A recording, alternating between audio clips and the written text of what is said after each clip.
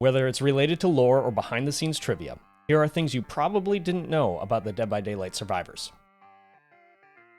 Real quick before we begin, I just wanted to say a huge thank you to all of you who helped me get to 1,000 subscribers. This is a massive milestone for me, and it's a true honor. From the bottom of my heart, thank you. Now let's get to the trivia. Dwight is the only one of the original 4 survivors not to have his model or ethnicity changed during development. While Dwight was modeled after a behavior employee, it was not Matthew Cote, as was popular belief. As new players often have an urge to hide in lockers and many new players choose Dwight, he has earned the reputation of hiding inside lockers during the trials. Dwight was taken into the fog after his boss got him drunk on moonshine out in the woods where they abandoned him. Meg Thomas was originally blonde at release. In the original DBD trailer from 2017, Meg is the only starting survivor not seen. However, you can hear her screaming in the distance. After the alpha, Meg and Claudette had swapped ethnicities. Meg's scream from the 2017 trailer can also be heard in Resident Evil Village when entering Castle Dimitrescu. After Claudette was taken into the fog, it took a week for her forum readers to realize she was gone. Despite looking scared, Claudette is still described as hopeful, even in the midst of the entity's realm. In part of her lore, it is implied that Claudette may be on the autism spectrum. In the alpha, Jake was an overweight American skater teen. There are hints that Jake is actually left-handed. Jake was originally modeled after a product manager at Behavior named Alex Lynn, who also voiced the Doctor, and Alex's toolbox is named after him. Nea was taken into the fog while tagging an old asylum on a dare. She was born in Sweden and only started acting out rebelliously when her parents decided to move to the US. Nea is the first DLC survivor. There's a theory or joke that Nea is secretly a human incarnation of the entity. Laurie was the first paid DLC survivor. Her in-game appearance is based on the comic series version of her. Ace has a silver ring on his finger which hints that he may be married. Unlike most of the survivors who look serious, nervous, or frown, Ace was the first to be smiling. Ace's perks and lore being largely focused around luck may be a reference to him being the 7th survivor. Bill is the first licensed character to come from a video game, 2008's Left 4 Dead. Bill did 2 tours in Vietnam.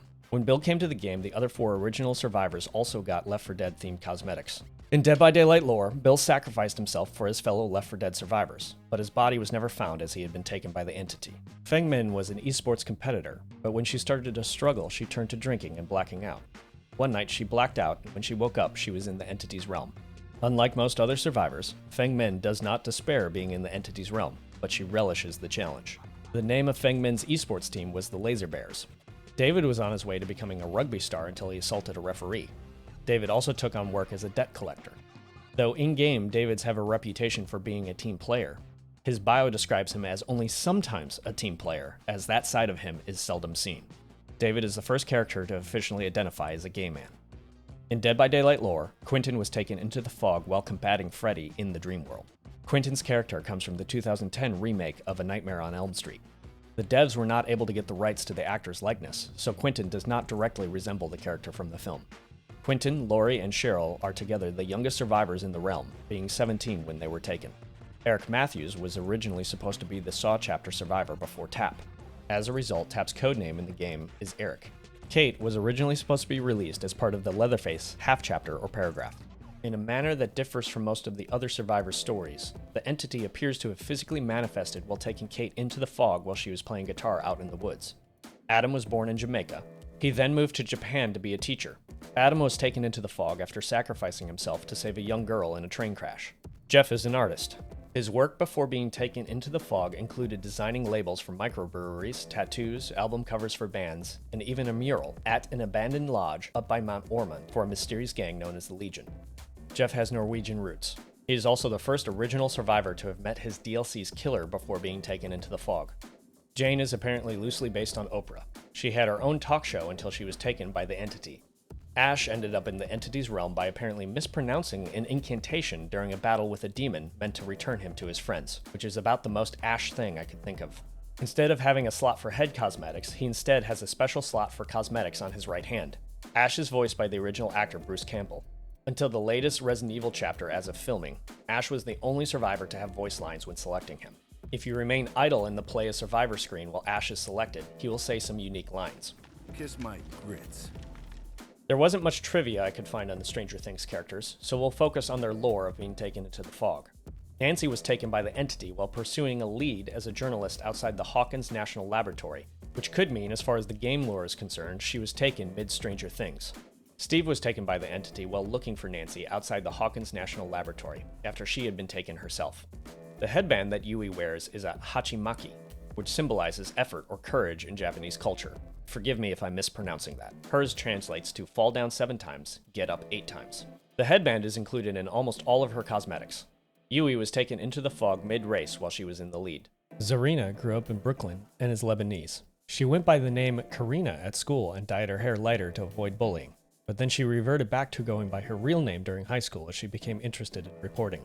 Cheryl was the first survivor to have the legendary type of customization skins, which transform her character into other characters from the Silent Hill franchise. Cheryl Mason was originally named Heather Mason, and is the reincarnation of Elisa Gillespie in the original Cheryl Mason. Now, if that didn't confuse you, then you're clearly a Silent Hill fan. But for those of you like me who are less familiar with Silent Hill lore, let me explain it to you. Well, a cult was trying to impregnate her with their god. Elisa Gillespie was split into 2 forms. One of these 2 forms was a baby who was then adopted by Harry Mason, the protagonist of the original game, and became the first Cheryl. This Cheryl was then reabsorbed by Elisa during the first Silent Hill. However, when Elisa was defeated, then she was reincarnated as a baby again, who was once more adopted by Harry Mason and then named Heather Mason. By the end of Silent Hill 3, Heather changes her name back to Cheryl to honor her former self. At least this is what I could deduce from the various pages on the Silent Hill Wiki. Any Silent Hill fans, please feel free to correct my ignorance if I got anything wrong.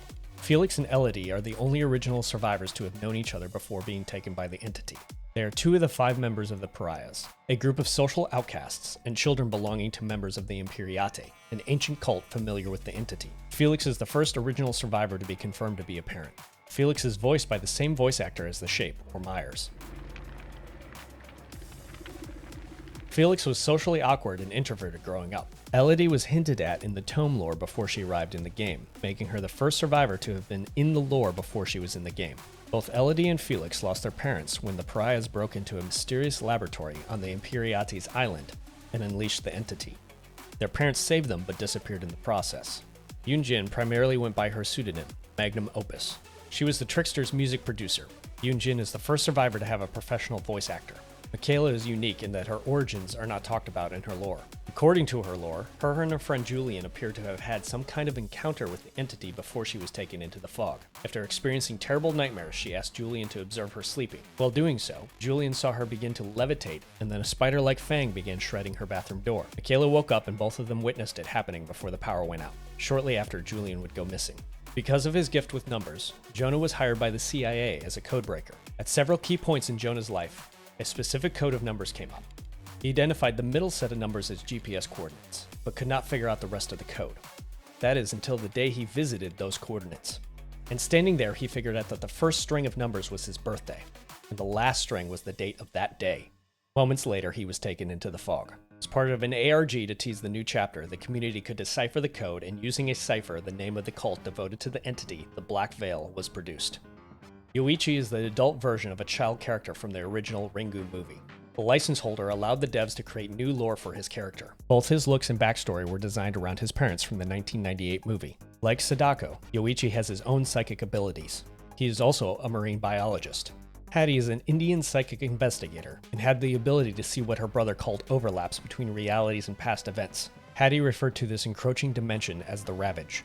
She became a professional podcaster, investigating various haunted places. Haddie has the most tome lore of any survivor prior to them being introduced as a survivor in the game. However, much of that tome lore contradicts with her character lore. For instance, in the tome lore, her parents are mysteriously taken into a different dimension, leading some to theorize that she may have been one of the members of the Pariahs, while in her survivor lore, her parents die in a car accident on the way home to take care of her because she was sick. In her tome lore, Haddie calls the collisions between worlds overlaps, while in her survivor lore, it's her brother who calls them that, and she refers to them as the Ravage. Her survivor lore has her being taken by the Entity while in the Alps, while in tome lore, it's her brother who disappears in the Alps. There isn't a lot of Dead by Daylight trivia for each of the Resident Evil survivors, so we'll treat them as a group, and then discuss when they were taken into the fog during the Resident Evil timeline. The Resident Evil survivors are the first to have their own lobby music not tied to a specific cosmetic. In Dead by Daylight lore, Jill was taken into the fog while hiding from the Nemesis during the events of Resident Evil 3. For Leon, he was taken while exploring Umbrella's underground laboratory during the events of Resident Evil 2. Leon's hair also changes color between promotional materials in the game. According to Dead by Daylight lore, Ada was taken into the fog after being captured and nearly killed by the Los Illuminados during the events of Resident Evil 4, despite her outfit in-game being from her appearance in the remake of Resident Evil 2. Rebecca was taken into the fog during the events of Resident Evil 0 while searching for her other missing members of the STARS Bravo team. So those are a bunch of things you probably didn't know about the Dead by Daylight survivors. Did any of these surprise you? Did I get any of them wrong? Did you know any of them already? Let me know down in the comments. As always, you've been awesome, stay awesome, and we'll see you in the next episode. Cheers.